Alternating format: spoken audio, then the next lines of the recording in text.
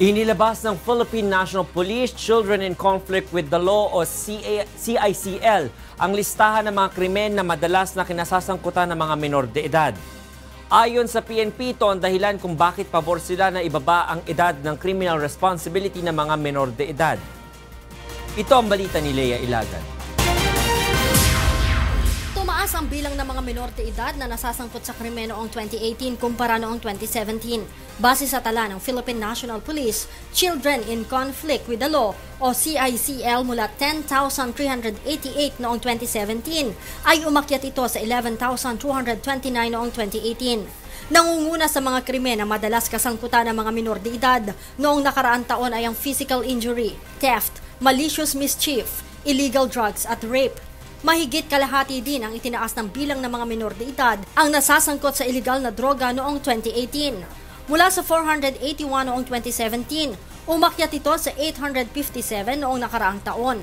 Nanguna dito ang Metro Manila, Central Visayas, Calabarzon, Central Luzon, Cagayan Valley, Ilocos Region, Soc-Sargen, Davao Region, Zamboanga Peninsula, Northern Mindanao, Western Visayas, Cordillera, Mimaropa, Caraga, Bicol, Eastern Visayas at ARMM. Kaya naman, si PNP Chief Police Director General Oscar Albayalde pabor na ibaba sa 9 na taong gulang ang age of criminal responsibility ng mga menor de edad sa halip na 15 taong gulang. Aniya, tiyak na mababawasan ang mga krimen na kinasasangkutan ng mga bata kapag naipasa na ang naturang panukalang batas.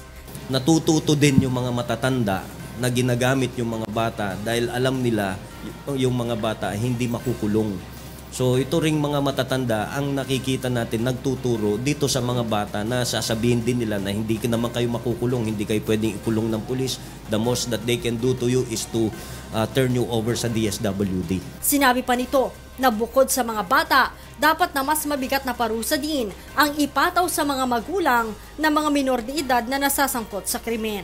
Dapat may batas din na yan na kung mahuli yung that should be included also.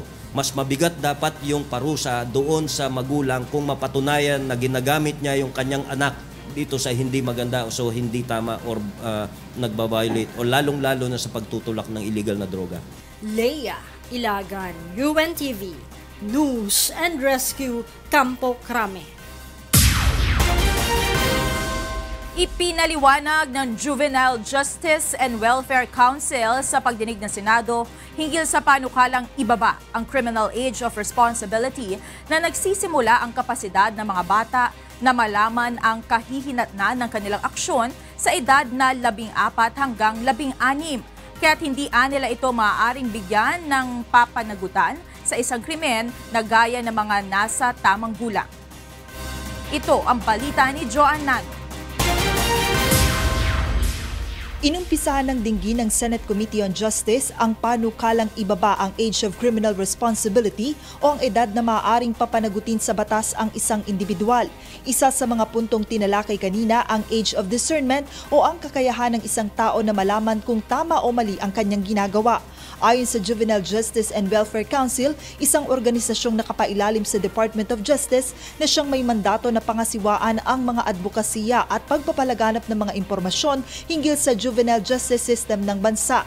Batay sa mga siyentipikong pag-aaral, nagsisimula ang kapasidad ng mga bata na malaman ang kahihinatnan ng bagay na kanilang gagawin pagsapit ng edad 14 hanggang 16. Paliwanag ni Attorney Tricia Oco, ang Executive Director ng Juvenile Justice and Welfare Council.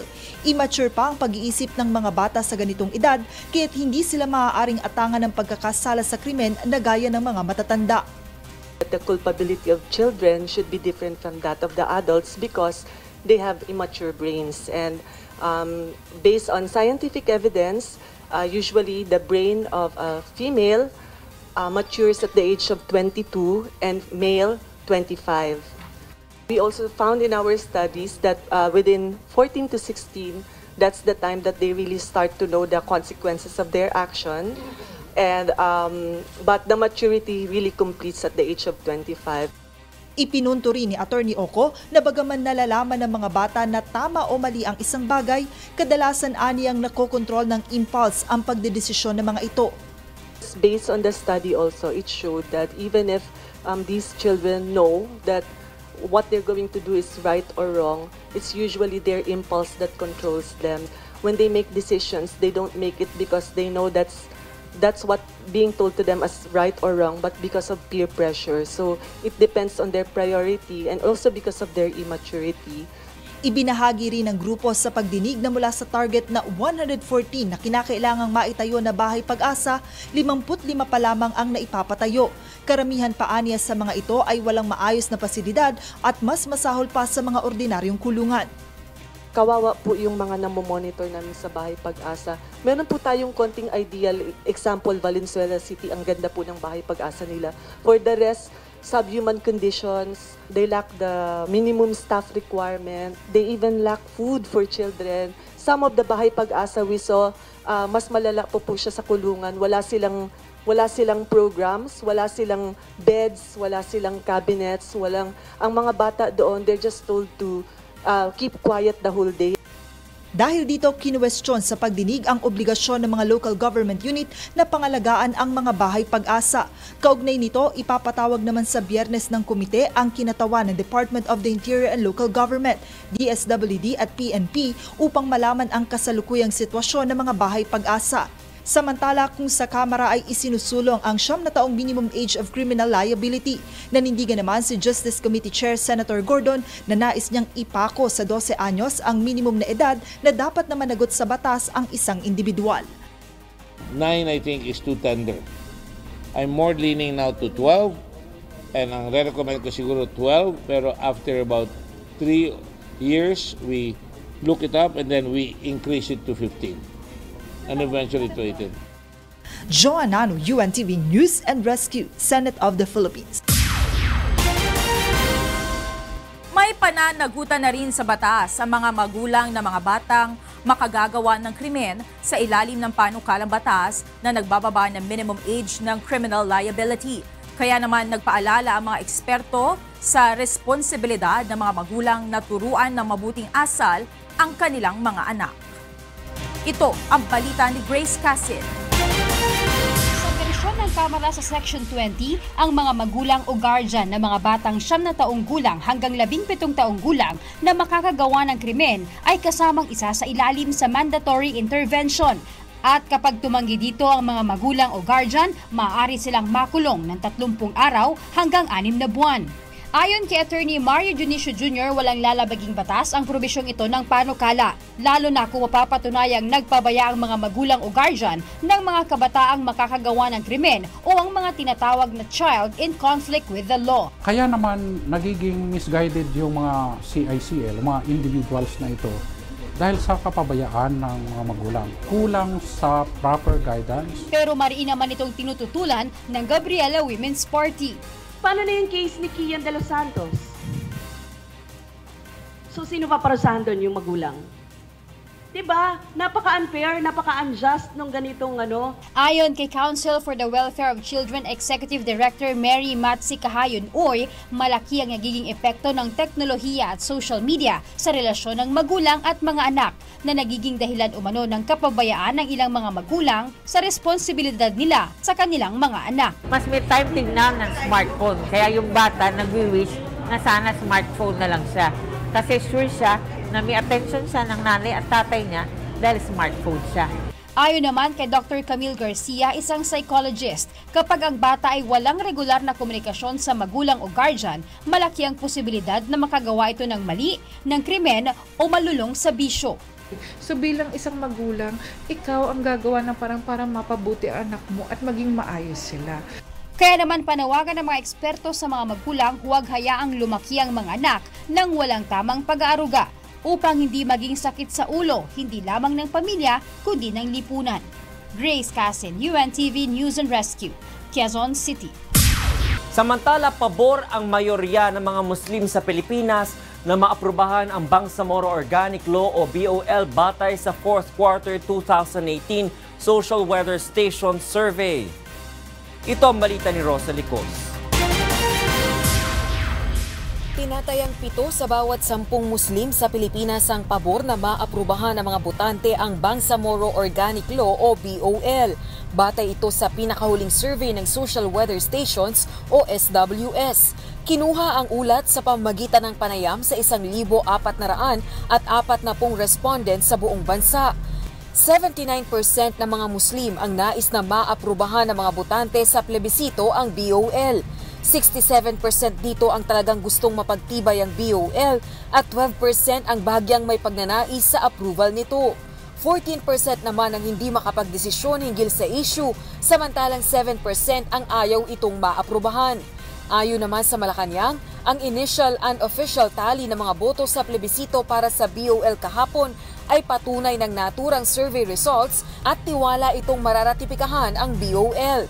Nauna nang bumoto ang mga residente sa Autonomous Region in Muslim Mindanao, Isabela City sa Basilan at Cotabato City. Pag napasa yun, ibig sabihin matutuwa yung mga sakop ng region except those yung mga against. Like Cotabato yata and Sulu.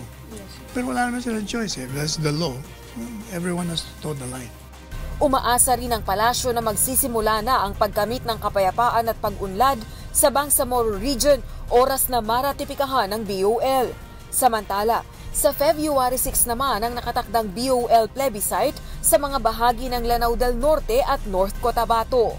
Rosa Licoz, UNTV News and Rescue, Malacanang. Nangunguna ang yes vote sa nakararaming probinsyang pinagdausan ng plebisito ng Bangsamoro Organic Law o BOL.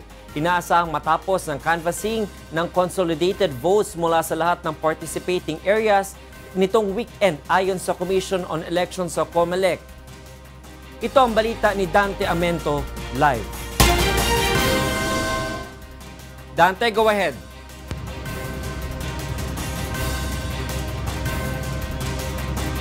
Yes, Attorney Reggie, magandang hapon. Maayos ang pagdadala ng voter turnout mula sa mga presinto papunta sa Municipal, City at Regional Board of Canvassers. Gayon din ang canvassing ng mga boto kaugnay ng isinagawang plebisito ng Bangsamoro Organic Law. Ayon kay Attorney Trefisto Elnas Jr., Deputy Head for Bangsamoro Plebiscite sa Basilan o Basulta o Basilan, Sulu at Tawi-Tawi area, lahat ng voter turnouts ay nadala sa mga designated canvassing center. Matiwasay, tahimik and orderly yung canvassing natin. No? We started the canvassing yesterday at 6 o'clock. Yung mga city and municipal boards of canvassers natin were able to convene and they were able to canvass. No? Actually, ongoing pa yung may mga areas pa na ongoing yung canvass.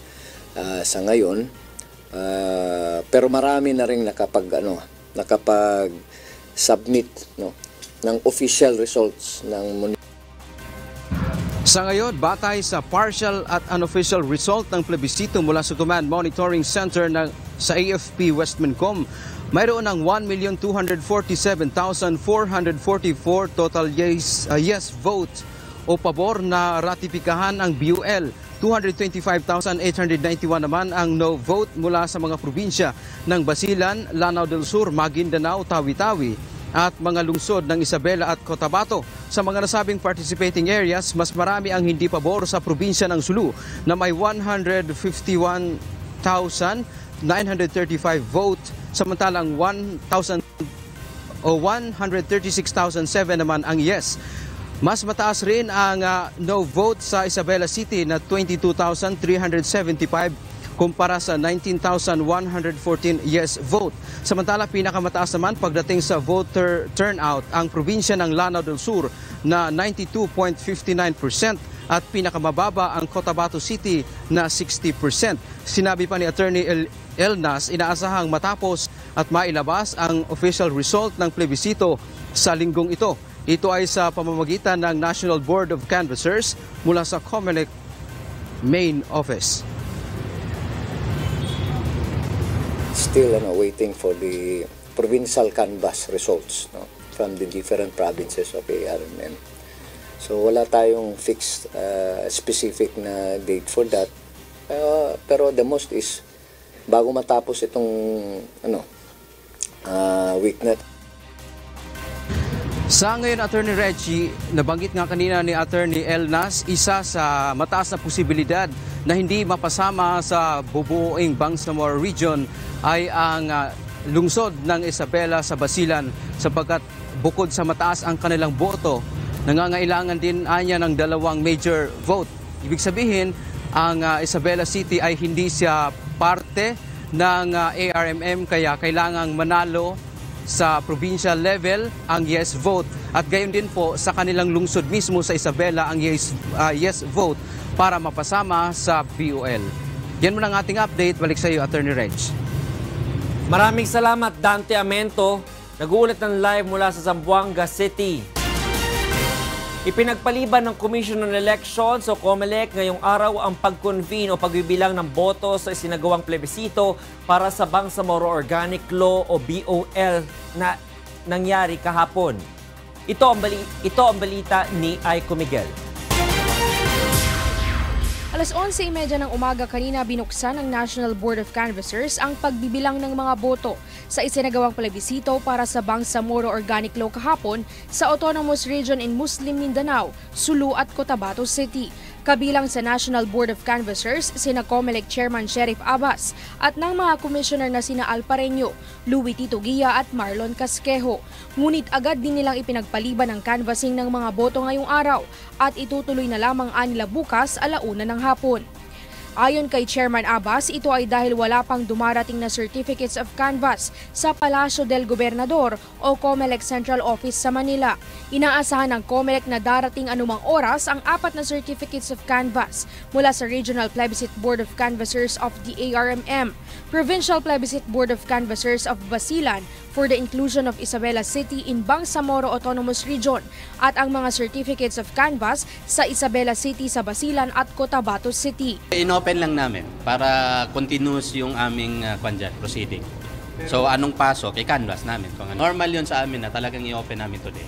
Tingin ko wala. Sa ngayon wala. Walang darating ngayon. Nilinaw din ni Chairman Abbas na wala namang naging delay sa pagpapadala ng Certificates of Canvass o COC at posibleng matapos ang canvassing ng mga boto sa plebisito sa loob ng 1 linggo. Dedepende anya ang pag-usad ng canvassing sa dami ng dating ng mga Certificates of Canvass at plebiscite returns sa COMELEC Central Office. Within 1 week.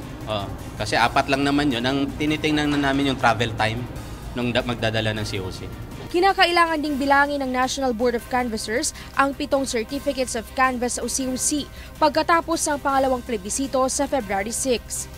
Ito ay sa Lanao del Norte maliban sa Iligan City, Aliosan, Carmen, Cabacan, Midsayap, Pikit at Pigkayawan sa North Cotabato at ilan pang barangay sa mga core area ng Bangsamoro Region. Aiko Miguel, UNTV News and Rescue, Manila.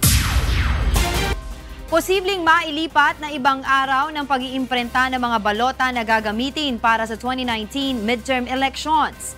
Ayon kay Commission on Elections Chairman Sheriff Abbas, ito ay dahil wala pa silang official list ng mga kandidato. Ayon sa poll chief, may mga dinidesisyonan pa silang kaso at hinihintay pa nila ang Certificate of Finality sa kaso ng ilang senatorial aspirants gaya ni Sergio Osmeña III at Senator Coco Pimentel, kaya hindi pa sila makapaglabas ng listahan.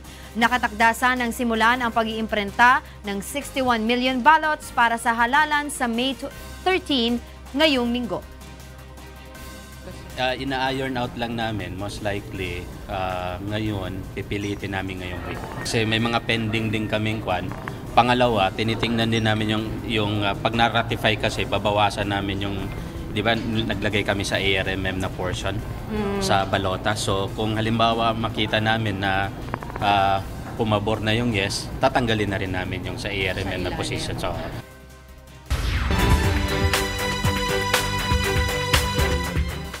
Makaasa ng tulong medikal ang mahihirap na mga Novo Ecijano dahil sa binuksang bagong tayong malasakit center sa Nueva Ecija. Layo nito na mapabilis ang serbisyong medikal sa piling DOH-retained hospitals. Ito ang balita ni Danny Munar. Madalas na dagdag problema pa sa mga kapuspalad na nagkakasakit ang paghahanap ng pambayad sa ospital. Kahit na may mga ahensya ng pamahalaan na nagbibigay ng financial assistance, madalas pahirapan at nagtatagal ang pagpoproseso ng mga kakailanganing dokumento para makakuha ng tulong. Kaya naman malaking tulong para sa mga Novo Ecijano ang Malasakit Center sa Cabanatuan City.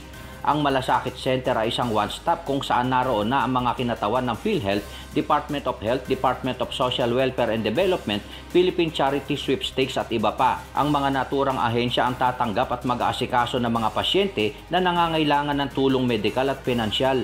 Meron din itong express lane upang hindi na mahirapan pang pumila ang mga senior citizen at person with disability.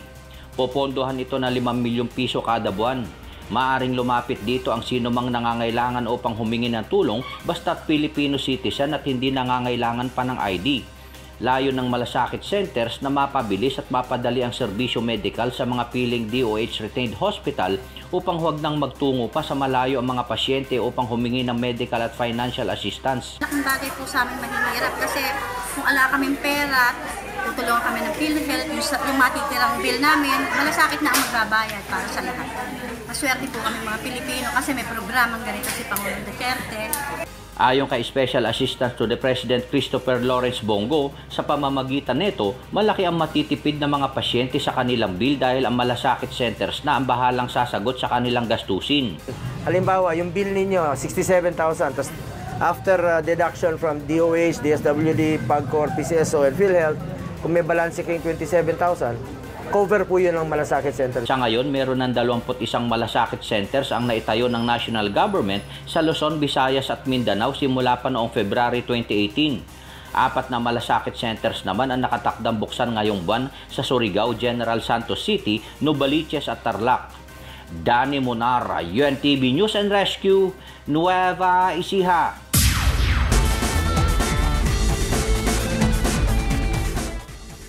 Siguradong aabangan ng PBA fans sa muling paghaharap ng PBA Legends sa Araneta Coliseum sa February 17. Ito ang balita ni Bernardadis. Tiyak na masisiyahan ng mga PBA fans sa nalalapit na exhibition game ng PBA Legends sa Smart Araneta Coliseum sa darating na February 17. Muli nating masasaksihan ang mga astig sa hardcourt na hinangaan ng mga Pinoy ng ilang dekada. Tampok ang mahigpit na magkaribal na kupunan sa kasaysayan ng Philippine basketball. Ang San Miguel Beer versus Alaska Milk at Barangay Ginebra laban sa Pure Foods Hotdogs. Naisipan namin, sinasuggest nila na Crispa Toyota uli. Pero sinubukan namin na kontakin lahat ng mga players, pero karamihan hindi na makatakbo. Siyempre kami yung mga nasa first generation. Kaya nagsuggest sila Alan, sila Alvin, yung second generation na lang na San Miguel, Alaska, Ginebra, Pure Foods. Para kasi at that time, during the second generation, nagkaroon ng mga rivalry yun.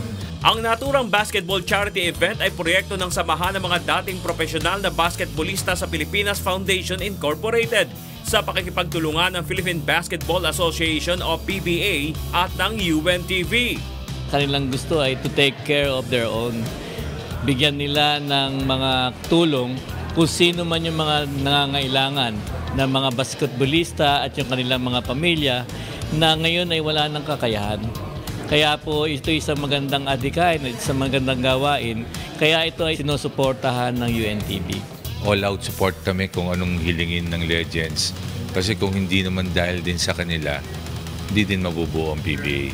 So malaking tulong ang Legends, lalo sa UNTV na tumutulong din sa kanila. So talagang nagpapasalamat kami sa UNTV na tinutulungan kami mga PBA Legends. Nagsimulang mabuo ang ideya na buuin ang samahan ng mga dating profesional na basketballista ng Pilipinas noong April 2015 kung saan nagsagawa ng exhibition game ang PBA Legends laban sa UNTV Cup All-Stars. Paraan ito upang matulungan noon ang PBA legend na si Abilino Samboy Lim Jr.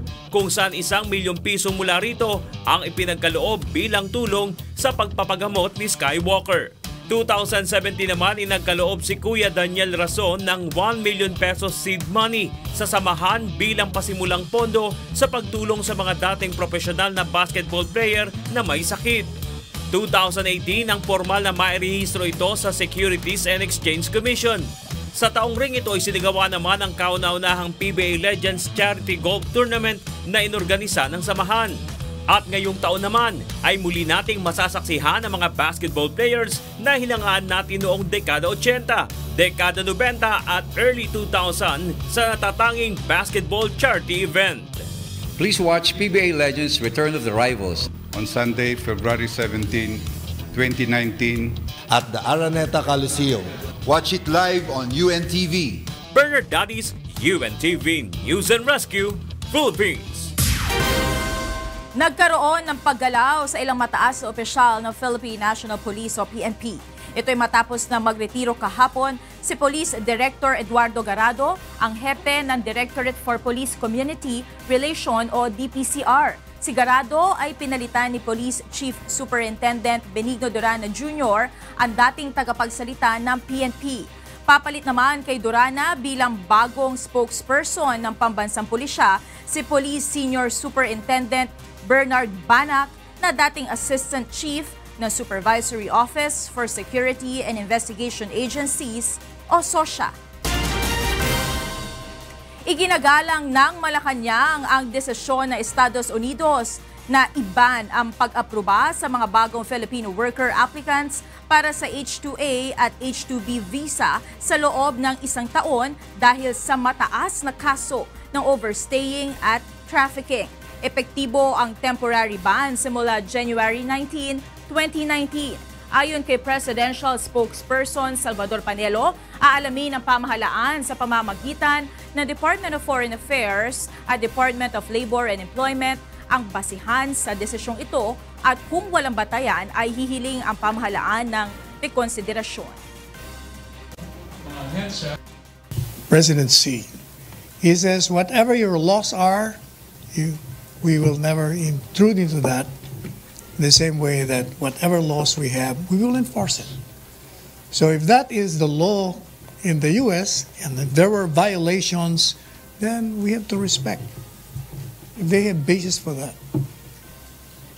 We will only react if our workers are being mistreated, maltreated, or being discriminated against. But if they violated the laws of the U.S., then they have to face the music.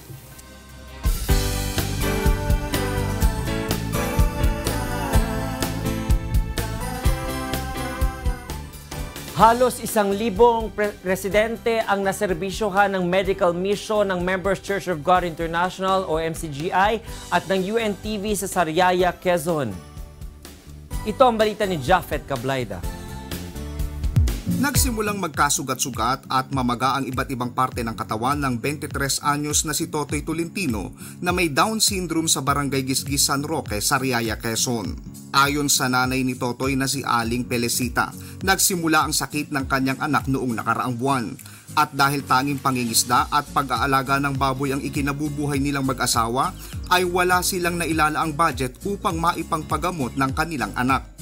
Kaya naman hindi nag-atubili si Aling Pelecita na mapacheck up ang kanilang anak nang malaman na may medical at legal mission ang Members Church of God International at UNTV sa covered court ng kanilang barangay. Ay, napakagaling po talaga. Salamat po sa mga sumusuportang ganyan sa natulong sa barangay na ito. Ngayon lang po ako nakatulong ng alwa na libre ang gamot, halos ay bonbon ay mayroong medical na ganyan, may check-up na libre. Halos 1,000 ang nabiyayaan ng libreng serbisyo, kabilang na ang mga residente sa mga karatig barangay, tulad ng optical, pediatric and medical adult consultation, pre-eyeglasses, dental extraction at legal consultation. Una-una, nagkaroon po tayo ng legal counsel na hindi naman po pangkaraniwang nangyayari. Kasi kumbaga, pag lumapit ka sa abogado ay medyo may kalakihan ang bayad. Nasa inyo na lahat. Basta lahat na talaga. Kumbaga, all in one. Sa Roque, kami po ay nagpapasalamat sa UNTV sa kailang pagtulong po sa aming barangay. Madami po silang natulungan at lalong higit po ay nakatulong sila sa mga taong walang-wala at sa mga sakit po, mga may sakit, mga pagpapagupit po sa Tupasalmen, sa dental clinic po, kami po ay lubos nagpapasalamat. Kasamahan po ng UNTV. Labis din ang kaligayahan at pasasalamat ng mga staff, doctors at volunteers ng Medical Mission dahil sa mabuting pagkakataong makagawa ng mabuti sa kapwa. Ito ay sinasagawa natin dahil po sa paniniwala natin na ang adikain ng ating Kuya Daniel na ang paggawa ng mabuti ay hindi magbubunga ng masama. At yung ating paggawa sa ating pong kapwa-tao, pagtupad natin ito sa sinasabi sa banal na kasulatan na kaya nga samantalang tayo may pagkakataon ay magsigawa tayo ng mabuti sa lahat. Wala itong pinipiling relihiyon, anuman ang iyong kalagayan.